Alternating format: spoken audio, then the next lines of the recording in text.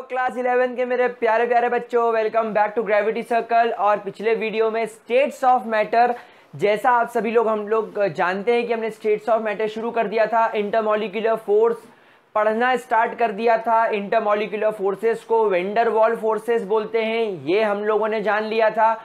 हम लोगों ने देखा था कि ये वेंडर वॉल फोर्सेस या इंटरमॉलिक्यूलर फोर्सेस सिर्फ अट्रैक्टिव नेचर के नहीं होते, इनमें रिपल्सिव फोर्सेस भी होते हैं।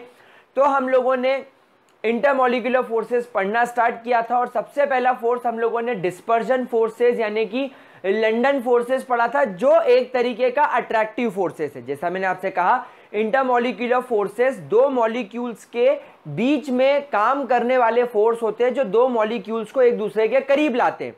अब ये फोर्सेस अट्रैक्टिव भी हैं और रिपल्सिव भी है। तो अब कौन कौन से फोर्सेस अट्रैक्टिव हैं और किसको रिपल्सिव फोर्स बोला जाता है, वो हमने पढ़ना स्टार्ट करना था। और हम लोग पिछले वीडियो में लंडन फोर्सेस यानी कि हमारे डिस्पर्जन फोर्सेस पढ़ चुके थे।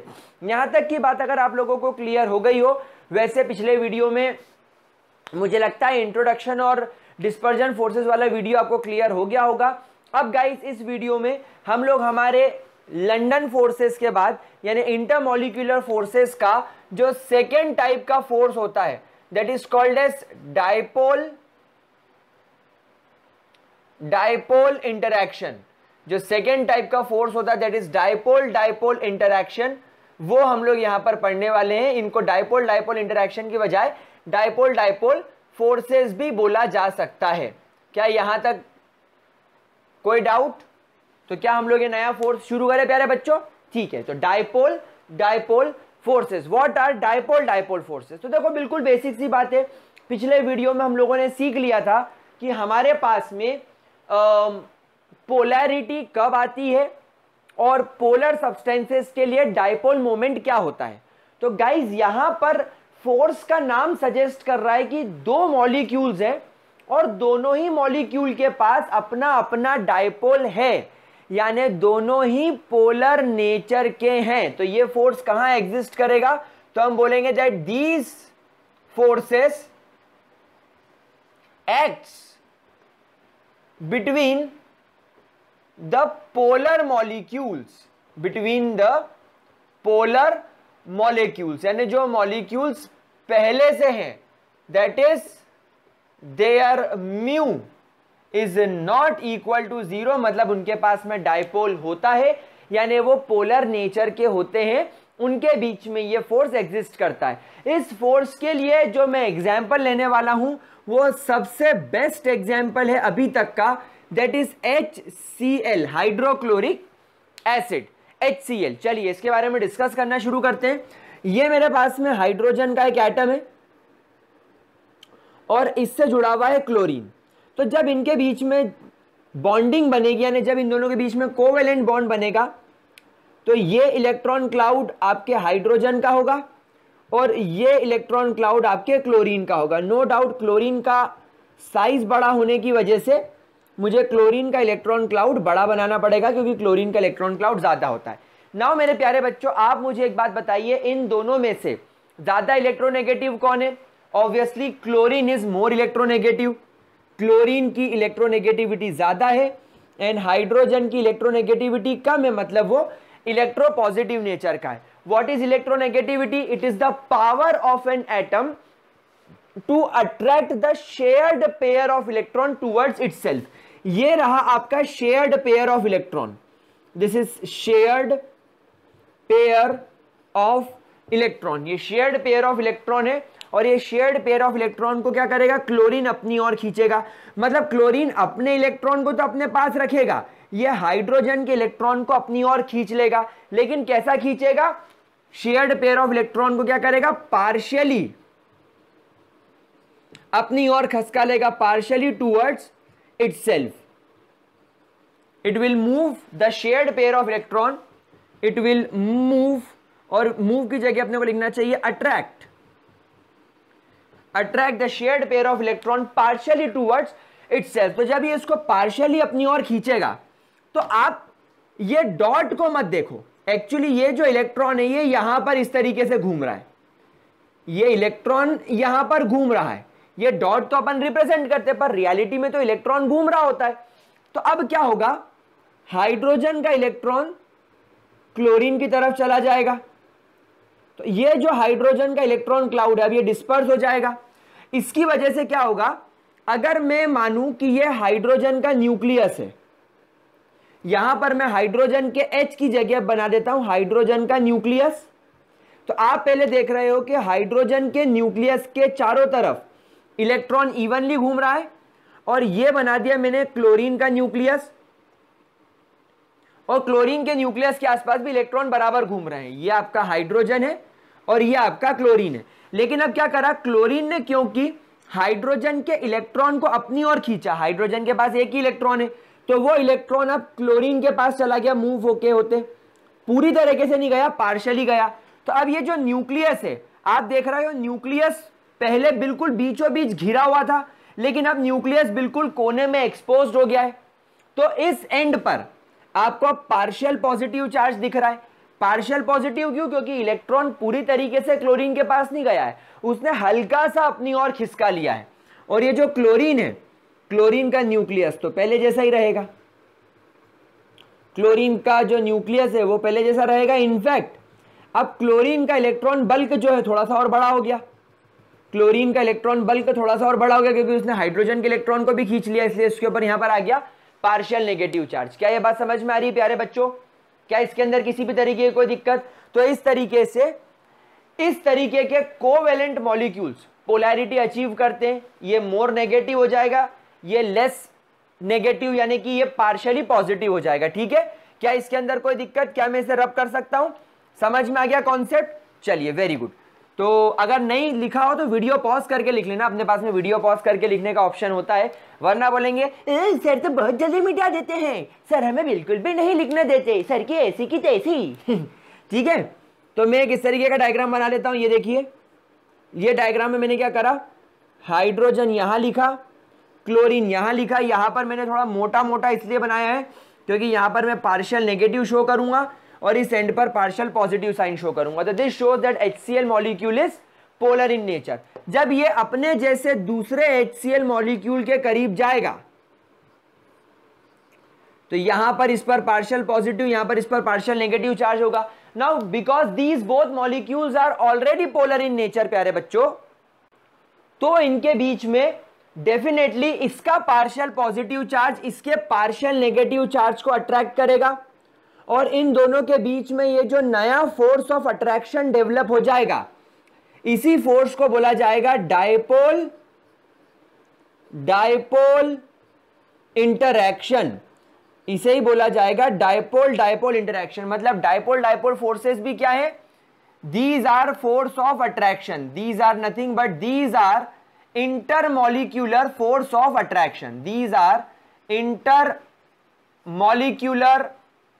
force of attraction, these are intermolecular force of attraction। मतलब यहां पर भी इंटरमॉलिक्यूलर फोर्स ऑफ अट्रैक्शन काम करेगा, और इस तरीके के अट्रैक्शन को अपन क्या बोलेंगे, डायपोल इंटरैक्शन। क्या ये बात समझ में आ गई? नाउ यहां पर एक बहुत इंपॉर्टेंट कॉन्सेप्ट जो हमें ध्यान रखना है, दैट जब अपन बात करें लंदन फोर्सेस की, जो इसके पहले वाले वीडियो में हमने पढ़ा था प्यारे बच्चों, लंदन फोर्सेस दो नॉन पोलर मॉलिक्यूल के बीच में काम कर रहे थे। एक नॉन पोलर मॉलिक्यूल ने high pressure, high electric field, magnetic field, या कभी गलती से टेम्पररी वो क्या हो जाता था, पोलर, टेम्पररी डायपोल ले लेता था, और उसकी वजह से पड़ोस वाले मॉलिक्यूल में डायपोल आ जाता था और हल्का सा अट्रैक्शन हो जाता था। लेकिन मैंने आपको बताया था कि वो बहुत कमजोर होता है, वो फोर्स सिर्फ तभी काम करेगा जब दोनों मॉलिक्यूल में 500 पिकोमीटर तक का डिस्टेंस हो। अगर उससे ज्यादा डिस्टेंस हुआ तो वो फोर्स काम ही नहीं करेगा, तो वो फोर्स वीक हो गया। तो यहां पर हम लोग सब लोग यहां पर ध्यान रखेंगे कि अगर यहां पर अपन स्ट्रेंथ कंपेयर करें, अगर अपन स्ट्रेंथ ऑफ वेंडरवॉल फोर्स यहां पर कंपेयर करें, तो हमारे पास में अभी तक दो वेंडरवॉल फोर्स आ गए हैं। पहला वेंडरवॉल फोर्स होता है डिस्पर्जन फोर्स, यानी इसको लंदन फोर्स बोलते हैं, डिस्पर्जन फोर्स या लंदन फोर्स, जो कि एक तरीके का फोर्स ऑफ अट्रैक्शन है। लेकिन यह सबसे कमजोर होता है, इससे ज्यादा जो होगा वो होगा आपका डाइपोल डाइपोल इंटरेक्शन, यानी डाइपोल डाइपोल फोर्स जो होगा वो ज्यादा स्ट्रांग होगा। और ये ज्यादा स्ट्रांग क्यों होगा? क्योंकि यहां पर ऑलरेडी दो पोलर मॉलिक्यूल्स के बीच में ये काम करेगा। एक पार्शियली नेगेटिव चार्ज, एक पार्शियली पॉजिटिव चार्ज को जब अट्रैक्ट करेगा तो नो डाउट इनका अट्रैक्शन बहुत स्ट्रांग होगा, क्योंकि अपोजिट चार्जेस एक दूसरे को बहुत अच्छे तरीके से अट्रैक्ट करते, तो अच्छा अट्रैक्शन होगा इसलिए। लेकिन अगर आपने आयोनिक फोर्सेस के बारे में सुना हो तो आयोनिक फोर्सेस सबसे ज्यादा स्ट्रांग होंगे। हाँ, मैं ये जरूर बता दूं that ionic force is not a vendor wall force, is not a vendor wall force. मैं आपको पहले स्पेसिफाई कर दूं, ये वेंडर वॉल फोर्स नहीं है, बल्कि ये एक तरीके का आयोनिक बॉन्ड है। It is an ionic bond. ये क्या होता है? ये एक आयोनिक बॉन्ड होता है जो कैटायन और एनायन के बीच में बनता है। तो अब यहां पर आपके पास में एक बहुत इंपॉर्टेंट सवाल आता है कि चलो डिस्पर्जन और लंडन फोर्सेस तो दो नॉन पोलर मॉलिक्यूल के बीच में लगने वाला फोर्स है तो कमजोर होगा, और डाइपोल डाइपोल दो पोलर मॉलिक्यूल्स के बीच में लग रहा है इसलिए स्ट्रांग होगा। लेकिन आयोनिक फोर्सेस डाइपोल फोर्सेस से ज्यादा स्ट्रांग है, ऐसा कैसे हो सकता है? तो गाइज यहां पर आप प्यारे बच्चों, अगर अपन आयोनिक फोर्सेस की बात करें तो लेट्स से यहां पर मेरे पास में एक सोडियम है जिस पर पॉजिटिव चार्ज है, और मेरे पास में क्लोरीन है जिस पर नेगेटिव चार्ज है। तो गाइज यहां पर NaCl के बीच में जो फोर्स ऑफ अट्रैक्शन यहां पर डेवलप होगा इसे बोला जाएगा आयोनिक फोर्स, इसे ही बोला जाता है आयोनिक फोर्स, और वीकेंड से आयोनिक बॉन्ड। तो आप खुद देखिए यहां पर सोडियम के पास में प्रॉपर +1 चार्ज है और यहां पर क्लोरीन के ऊपर प्रॉपर -1 चार्ज है, लेकिन यहां पर आपके क्लोरीन और हाइड्रोजन के ऊपर डेल्टा पॉजिटिव है। तो what is delta positive? Delta positive का मतलब होता है लेस देन +1, यानी हाइड्रोजन पर जो चार्ज होगा वो 1 नहीं होगा, 1 से छोटा होगा, 0.3, 0.4, 0.5। वो डिपेंड करेगा कि ये क्लोरीन की इलेक्ट्रोनेगेटिविटी कितनी है। क्लोरीन जितना ज्यादा इलेक्ट्रोनेगेटिव होगा उतनी ताकत से इसके इलेक्ट्रॉन को अपनी ओर खींचेगा। समझ में आ रही बात? तो इसके इलेक्ट्रॉन को वो जितनी ताकत से अपनी ओर खींचेगा उतना उस पर पार्शियल पॉजिटिव चार्ज आएगा। लेकिन हम लोग सब जानते हैं कि यहां पर ये पोलर बॉन्ड हाइड्रोजन के इलेक्ट्रॉन को पूरी तरह अपनी ओर नहीं खींचेगा। अगर क्लोरीन हाइड्रोजन के इलेक्ट्रॉन को पूरी तरह अपनी ओर खींच ले तब इस पर +1 और इस पर -1 चार्ज आएगा। लेकिन यहां पर तो हाइड्रोजन के इलेक्ट्रॉन को क्लोरीन पूरी तरीके से नहीं खींचता, बस पार्शियली खींचता है। तो पार्शियली खींचेगा तो पार्शियल चार्ज भी होगा। लेकिन यहां पर क्या होता है, NaCl में क्या होता है, क्लोरीन सोडियम के इलेक्ट्रॉन को पूरी तरह अपनी ओर खींच लेता है। पूरा एक इलेक्ट्रॉन क्लोरीन क्या करता है, एक्सेप्ट कर लेता है। अब आपके मन में क्वेश्चन आ रहा होगा कि सर हाइड्रोजन में ऐसा क्यों और सोडियम में ऐसा क्यों? तो प्यारे बच्चों, सोडियम एक प्रकार का मेटल है और मेटल की हमेशा खासियत होती है कि वो इलेक्ट्रॉन डोनेट कर दे। मेटल हमेशा इलेक्ट्रॉन डोनेट करता है, इसलिए ये क्लोरीन को इलेक्ट्रॉन दे देगा। लेकिन हाइड्रोजन मेटल नहीं है, हाइड्रोजन मेटल नहीं है, इसलिए वो अपना इलेक्ट्रॉन कभी डोनेट करने के फेवर में नहीं होता, वो हमेशा अपना इलेक्ट्रॉन शेयर करता है। Hydrogen always share its electron. तो हाइड्रोजन के इलेक्ट्रॉन शेयर करा है, इसलिए इसने अपना इलेक्ट्रॉन अपने पास रखा, क्लोरीन ने अपना इलेक्ट्रॉन अपने पास रखा, दोनों ने एक दूसरे के इलेक्ट्रॉन को शेयर कर लिया। लेकिन क्लोरीन ज्यादा इलेक्ट्रोनेगेटिव था, इसलिए उसने इसके इलेक्ट्रॉन को अपनी ओर खींच लिया हल्का सा, और यहां पर क्लोरीन को तो सोडियम ने खुद ही इलेक्ट्रॉन दे दिया, तो यहां पर +1 चार्ज हो गया। तो डेल्टा पॉजिटिव का मतलब होता है charge less than +1 and delta negative का मतलब होता है चार्ज लेस देन -1। तो आप खुद ही देख लो, यहां पर 1 से छोटा चार्ज है और यहां पर भी -1 से छोटा चार्ज है। तो अब आप खुद ही देख लो, जब इन दोनों के बीच में अट्रैक्शन होगा, क्योंकि इस पर प्योर +1 और इस पर प्योर -1 चार्ज है, तो इनका अट्रैक्शन स्ट्रांग होगा। लेकिन यहां पर इस हाइड्रोजन पर अगर मानो 0.7 प्लस चार्ज है और यहां पर -0.7 चार्ज है, तो इनका अट्रैक्शन इसके कंपैरेटिवली तो कम ही होगा ना। ये फंडा यहां पर काम करता है। क्या ये बात समझ में आ गई? पक्की बात। तो ये रीजन होता है आयोनिक फोर्सेस और डाइपोल डाइपोल इंटरेक्शन के बीच में फर्क।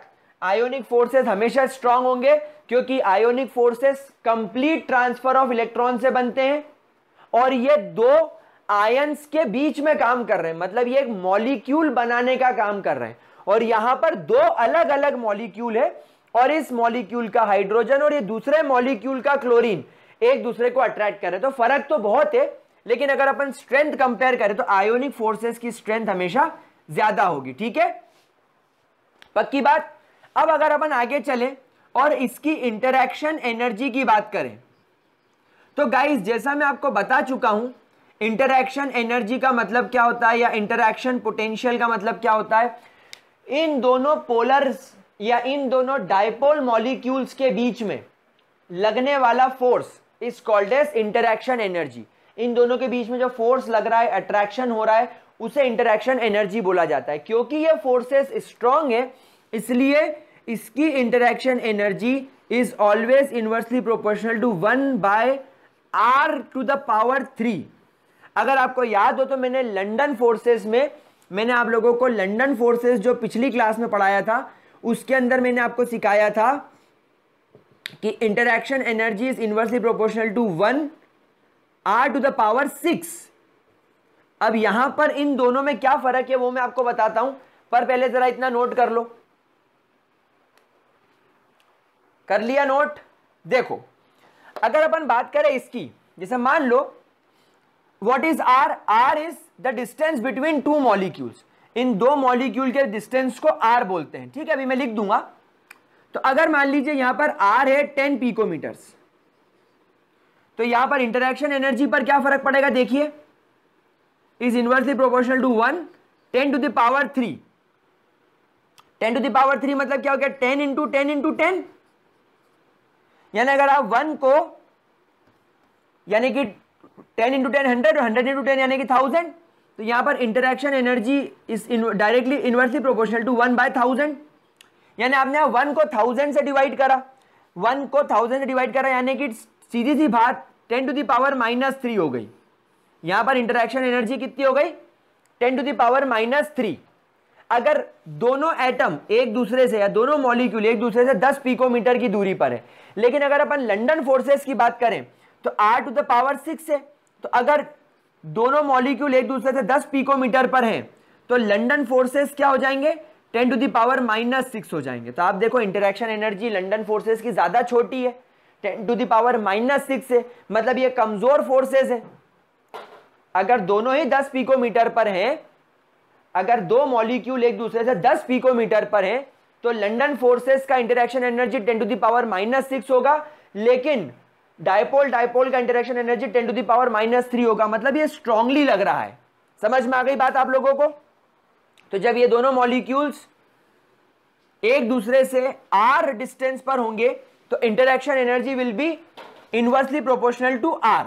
अब यहां पर अगेन एक बात ध्यान रखिएगा, जितना r बढ़ाओगे उतनी इंटरैक्शन एनर्जी कम होती जाएगी। मतलब ये दोनों मॉलिक्यूल जितना एक दूसरे से दूर होते जाएंगे उतनी इनके बीच में इंटरैक्शन एनर्जी कम होती जाएगी, क्योंकि यहां पर इनवर्स रिलेशनशिप है r का आयोनाइजेशन एंथैल्पी से। इनफैक्ट r⁻³ यानी 3 गुना कम होता जाएगा इंटरैक्शन एनर्जी, जितनी ज्यादा आप r को बढ़ाओगे। ठीक है, यहां तक कोई डाउट? अच्छा, एक बात और ध्यान रखना, क्योंकि ये जो डायपोल फोर्सेस है ये स्ट्रॉन्ग फोर्सेस है, यहां पर इंटरैक्शन एनर्जी एक जगह और देखी जाती है, while both the molecules are in rotating plane, या while both the molecules are moving बोलना चाहिए।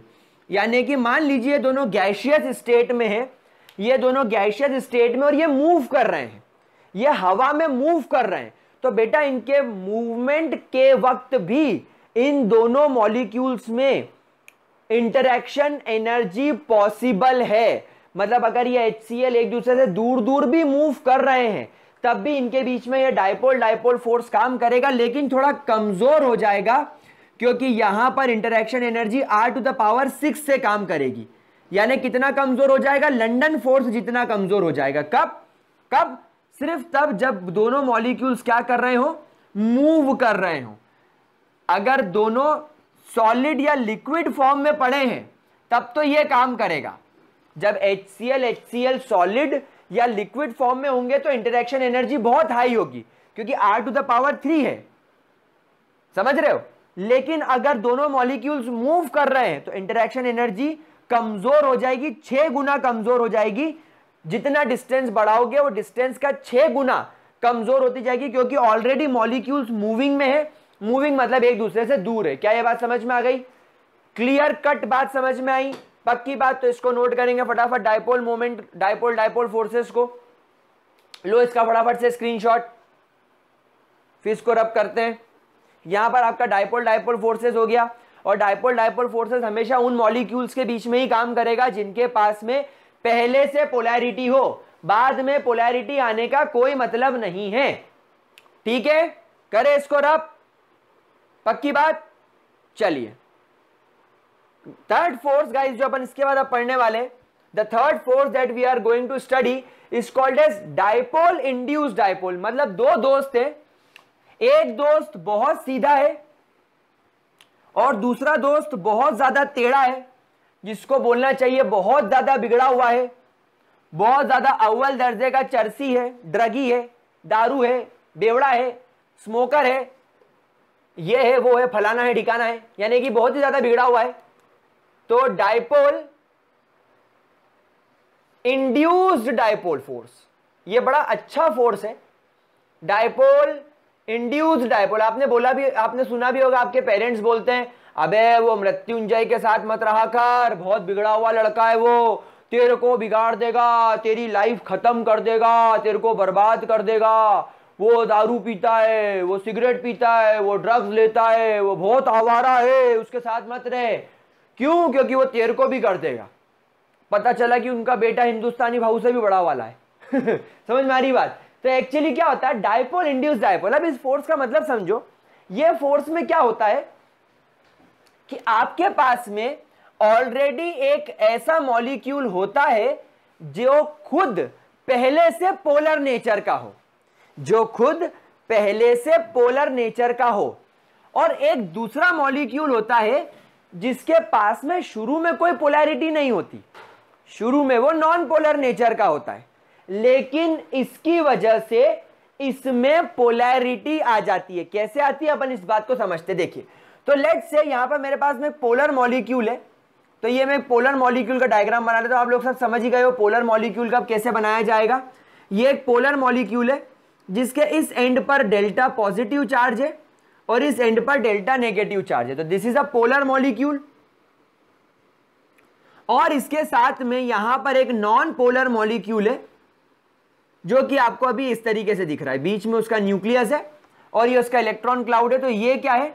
ये नॉन पोलर मॉलिक्यूल है। अब बात को समझो, इस मॉलिक्यूल के अंदर यहां पर डेल्टा पॉजिटिव चार्ज का मतलब ये होता है कि न्यूक्लियस पड़ गया बेचारा कोने पे, और इलेक्ट्रॉन की जो डेंसिटी है, जो इलेक्ट्रॉन की जो डेंसिटी है वो आ गई है एक एंड पर। तो ये कुछ इस तरीके से दिखाई पड़ता है। ये तो इलेक्ट्रॉन इसके अंदर ऐसे घूम रहे हैं, यहां पर इलेक्ट्रॉन की डेंसिटी कम है और इस एंड पर इलेक्ट्रॉन की डेंसिटी ज्यादा है। ये कुछ ऐसा दिखता है आपको। तो यहां पर बहुत सारे इलेक्ट्रॉन होने की वजह से डेल्टा नेगेटिव और डेल्टा पॉजिटिव। और यहां पर क्या हो रहा है, यहां पर न्यूक्लियस के चारों तरफ, यहां पर न्यूक्लियस के चारों तरफ इलेक्ट्रॉन स्फेरिकली घूम रहे हैं। बढ़िया, बहुत बढ़िया तरीके से आपके न्यूक्लियस को कवर कर रखा है, चारों तरफ से पुलिस ने घेर रखा है न्यूक्लियस को। तो ये आपका नॉन पोलर मॉलिक्यूल हो गया। अब यहां पर देखो, इमेजिन करो, ये इलेक्ट्रॉन नेगेटिवली चार्ज होते हैं जो इस न्यूक्लियस के आसपास घूम रहे हैं, और इस पोलर मॉलिक्यूल के सारे इलेक्ट्रॉन इस कोने पर आ गए। अब जब ये दोनों मॉलिक्यूल क्लोज आएंगे तो इस पोलर मॉलिक्यूल का इलेक्ट्रॉन क्लाउड इस मॉलिक्यूल के इलेक्ट्रॉन क्लाउड पर रिपल्शन फोर्स लगाएगा। लगाएगा कि नहीं लगाएगा? ऑब्वियसली लगाएगा। तो जैसे ही ये मॉलिक्यूल इसकी तरफ आएगा, इसके इलेक्ट्रॉन पर एक रिपल्सिव फोर्सेस लगाएंगे। अच्छा, polar molecule no doubt strong होते हैं as compare to non polar molecules. ये इस पर जैसे ही रिपल्सिव फोर्सेस लगाएगा, इसके इलेक्ट्रॉन पीछे खसकना चालू होंगे। लेकिन क्या है, ये जो न्यूक्लियस है इसको तो मजा आ जाएगा, बोलेगा वाह वाह वाह वाह वाह, इलेक्ट्रॉन क्लाउड, ये अपना जेठालाल है, इसको बबीता जी दिख जाएंगी, बबीता जी, ये इसको देखकर खुश हो जाएगा। तो जैसे ये इसकी तरफ आएगा, इसके इलेक्ट्रॉन क्लाउड की तरफ ये न्यूक्लियस खींचा चला जाएगा और ये इलेक्ट्रॉन्स पीछे होते जाएंगे। तो अब होगा क्या, अब होगा ये कि ये पोलर मॉलिक्यूल इस नॉन पोलर मॉलिक्यूल के अंदर पोलैरिटी इंड्यूस कर रहा है। तो polarity will be induced, polarity will be induced, polarity will be induced into the non-polar molecule, into the non-polar molecule, non-polar molecule के अंदर ये क्या करेगा, पोलैरिटी इंड्यूस करेगा। पोलैरिटी मतलब क्या, डायपोल मोमेंट। भाई पोलैरिटी को मेजर करने के लिए डायपोल मोमेंट का इस्तेमाल किया जाता है। तो अब क्या होगा, देखिए अब कुछ ऐसा होगा, ये अपर प्लस चार्ज और ये इसका इलेक्ट्रॉन क्लाउड, मतलब उसका वो न्यूक्लियस कोने पे चला गया और ये इलेक्ट्रॉन क्लाउड इस तरफ आ गया। तो ये हो गया पार्शियल पॉजिटिव, ये हो गया पार्शियल नेगेटिव। अब इसका इलेक्ट्रॉन क्लाउड दूर होने की वजह से ये न्यूक्लियस बबीता जी को देखकर क्लोज में आ गया और इसके इलेक्ट्रॉन इससे दूर हो गए, मतलब इसके इलेक्ट्रॉन पीछे भाग गए रिपल्शन फोर्सेस की वजह से। तो देखो इसके अंदर भी तो यही लफड़ा हो गया, इसका इलेक्ट्रॉन क्लाउड बिखर गया। पहले इसका इलेक्ट्रॉन क्लाउड, ये जो था इलेक्ट्रॉन क्लाउड, पहले ये इलेक्ट्रॉन क्लाउड बिल्कुल सिमेट्रिकल था, इसके अंदर बिल्कुल सिमेट्री थी, लेकिन अब क्या हो गया, सिमेट्री बिगड़ गई, डिस्टॉर्शन हो गया, डिस्टॉर्शन हो गया, पोलराइजेशन हो गया। तो अब क्या हो गया, पॉजिटिव चार्ज इस कोने पर आ गया और नेगेटिव चार्ज इस कोने पर चला गया, तो ये भी हो गया पोलर। तो अब इन मॉलिक्यूल्स के बीच में यहां पर जो एक नया फोर्स डेवलप होगा, this force will be called as dipole induced dipole. इस फोर्स को बोला जाएगा डायपोल इंड्यूस्ड डायपोल फोर्स। समझ में आया बच्चों ये बात, ये चीज क्लियर हुआ, टॉपिक क्लियर गाइस, पक्की बात, श्योर शॉट, आगे बढ़ सकते हैं।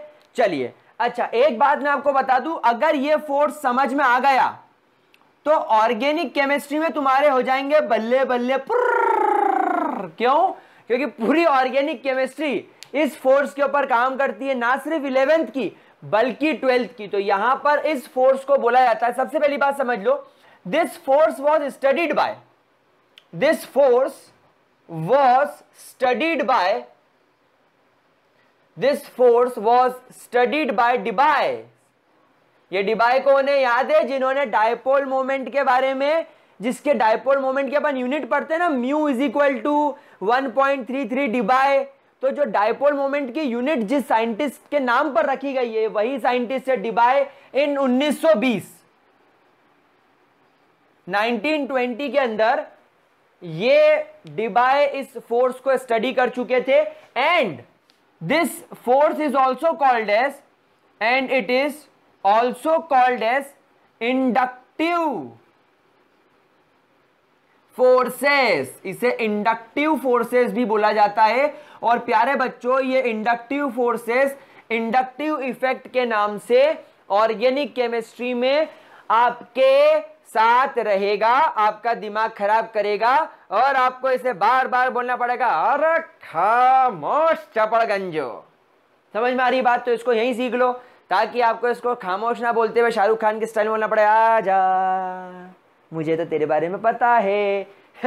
चलो क्लियर गाइस, पक्की बात। नाउ हमेशा ध्यान रखना, अगर अपन इसके इंटरेक्शन एनर्जी की बात करें तो इसका interaction energy is again inversely proportional to 1r⁶।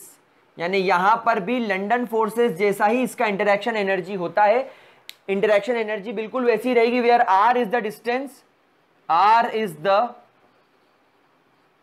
Distance between two molecules. अब यहां पर सवाल यह आता है कि London forces, dipole induced dipole forces और डायपोल डायपोल जो इसके पहले पढ़ा था, स्ट्रॉन्ग कौन है? तो नो डाउट लंदन फोर्सेस सबसे वीक रहेंगे। लंदन या डिस्पर्जन फोर्सेस सबसे वीक क्यों रहेंगे प्यारे बच्चों? क्योंकि वहां पर दोनों मॉलिक्यूल नॉन पोलर थे। भले उनकी इंटरेक्शन एनर्जी r⁶ हो, मतलब कि जब ये दोनों मॉलिक्यूल एक दूसरे से ज्यादा दूर चले जाएंगे तो फिर एक दूसरे पर कोई फोर्स नहीं लगा पाएंगे।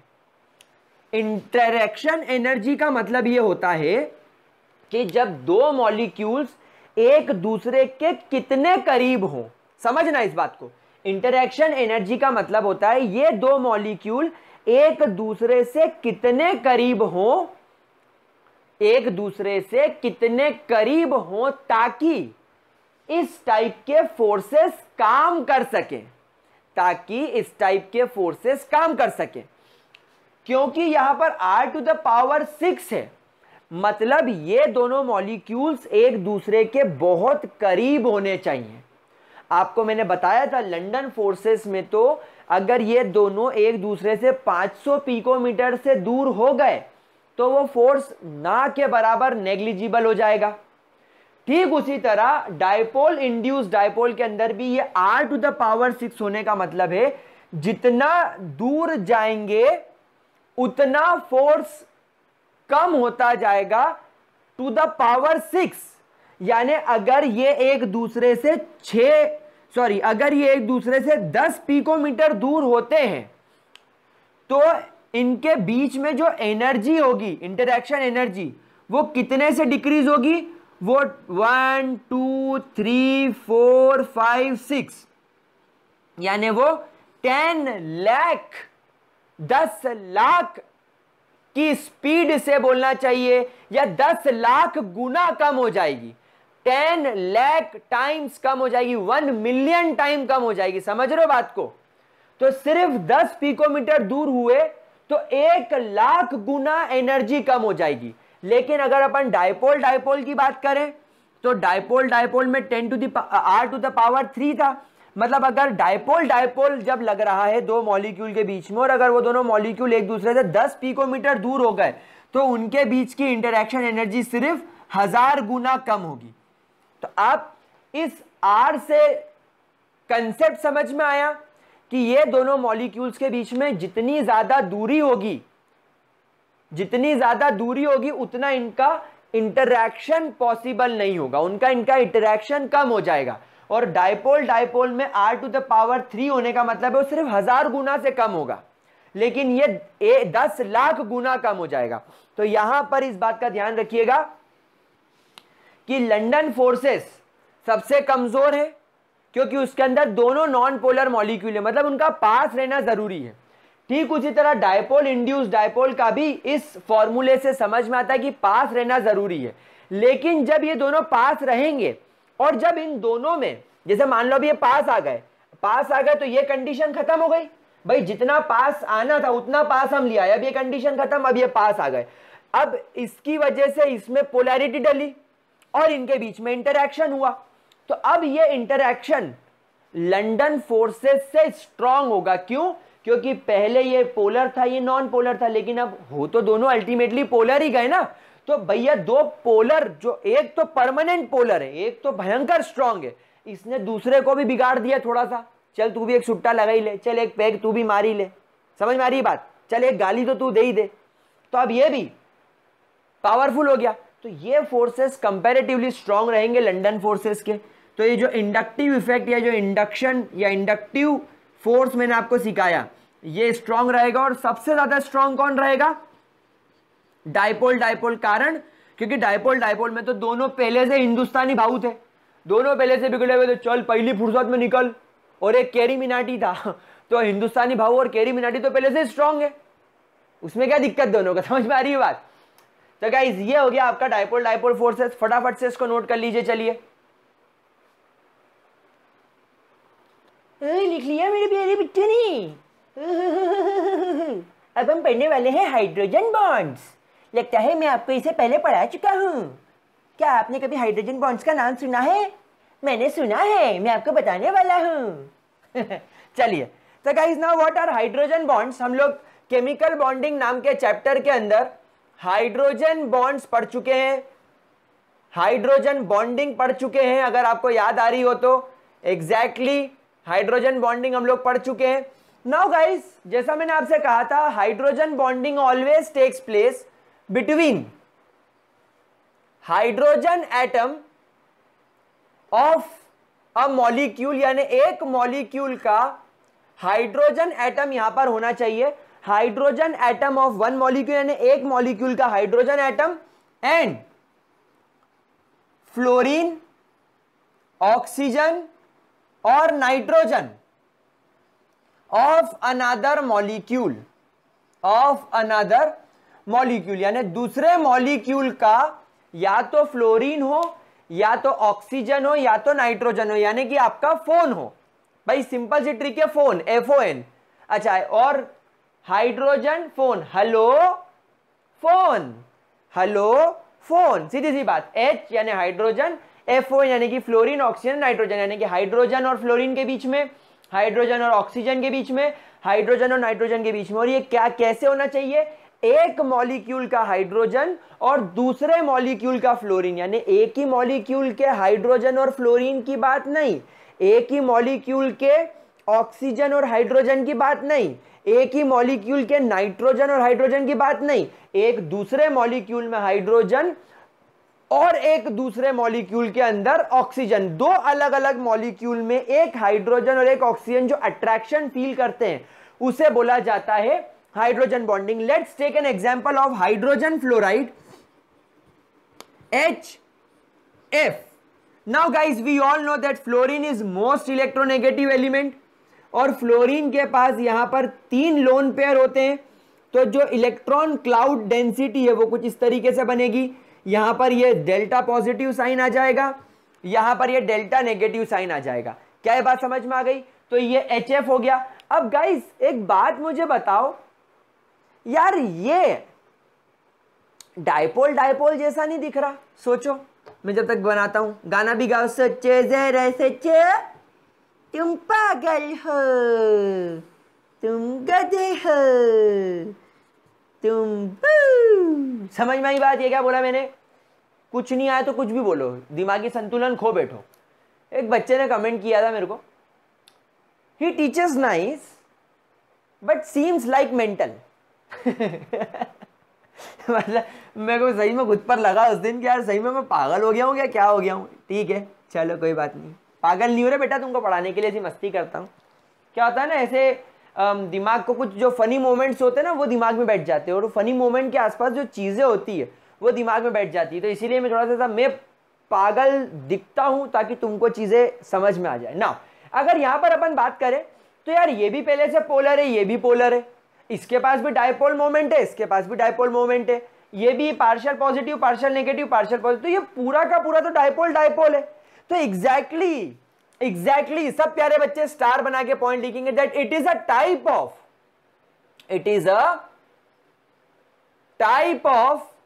Dipole dipole interaction. प्यारे बच्चों इस बात का ध्यान रखिएगा आप, ये डायपोल डायपोल का ही एक तरीके का टाइप है, और इसे कुछ कुछ बुक्स में ऐसा लिखा था, it is considered as a special case, it is considered as a special case of dipole dipole interaction. It is a special case of dipole dipole interaction. ये डायपोल डायपोल इंटरैक्शन का एक special case है प्यारे बच्चों। लेकिन dipole dipole हर उस molecule में काम करेगा जो पोलर है, डायपोल डायपोल हर उन मॉलिक्यूल्स में काम करेगा जो पोलर है। हाइड्रोजन बॉन्डिंग भी हमेशा काम करेगा जो पोलर मॉलिक्यूल है। लेकिन यहां पर एक स्पेशल केस आ गया। क्या? यहां पर स्पेशल केस ये आ गया कि एक मॉलिक्यूल जो पोलर है उसका हाइड्रोजन एटम, और दूसरा मॉलिक्यूल जो पोलर है उसमें या तो फ्लोरीन हो या तो ऑक्सीजन हो या तो नाइट्रोजन है, तो बनेगा हाइड्रोजन बॉन्डिंग। समझ गए? तो यहां पर आप देख सकते हैं फ्लोरीन और हाइड्रोजन बॉन्ड के बीच में, फ्लोरीन और हाइड्रोजन के बीच में जो इंटरैक्टिव फोर्स डेवलप हुआ है, जो फोर्स ऑफ अट्रैक्शन डेवलप हुआ, इसे बोला जाता है हाइड्रोजन बॉन्डिंग। क्या बोला जाता है? Hydrogen bonding. समझ में आई प्यारे बच्चों को बात? मेरे गुल्लू गुल्लू बच्चों को बात समझ में आई? नाउ गाइस हाइड्रोजन बॉन्डिंग की जो इंपॉर्टेंस है ये बहुत ज्यादा है। हाइड्रोजन बॉन्डिंग की अगर मैं इंपॉर्टेंस की बात करूं तो आप लोगों ने नाम सुना होगा, हमारी बॉडी में प्रोटीन्स